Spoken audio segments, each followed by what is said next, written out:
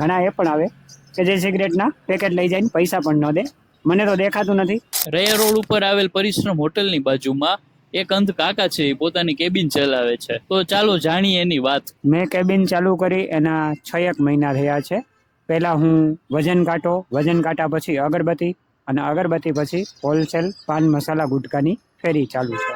એટલે મને વિચાર આવ્યો કે 11 થી પછી 4 વાગ્યા સુધી કાંઈ ન કરવું, એ કરતાં એક કેબિન કરીએ જેથી કરીને ગ્રાહકય આવે, અગરબત્તીમાં ગ્રાહકય ઓછા આવતા. એટલે મને એક વિચાર આવ્યો કે આ કેબિન કરી નાખું. તમને આ સરળતાથી આ બિઝનેસ કરી શકો છો? હા, કરવું હોય તો કાંઈ કઠિન નથી. થોડીક તકલીફો તો જીવનમાં પડે જ. કુદરતે આંખ લઈ લીધી છે, મનની કે વિચારની કોઈ ધારાઓ નથી લીધી. અહીંયા શું શું તકલીફ થાય છે તમને? અહીંયા તકલીફમાં તો 2 પ્રકારના લોકો આવે.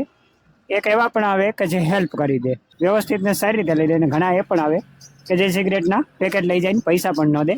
મને તો દેખાતું નથી. ને રાજકોટની જનતા માટે કઈ કેવું તમારે? એ પબ્લિક જનતાને જે વસ્તુની જરૂર હોય એ અવશ્ય અહીંથી ખરીદે, જેથી કરીને મારું ઘર ગુજરાન વ્યવસ્થિત ચાલે. સોલારની એક બેટરી અને સોલાર છે, એમાં મારે સ્વિચ બોર્ડ કરવાની જરૂર છે. જો કોઈ સોલાર ઇલેક્ટ્રિકનું કામ જાણતા હોય તો અવશ્ય અહીંયા કોન્ટેક્ટ કરે.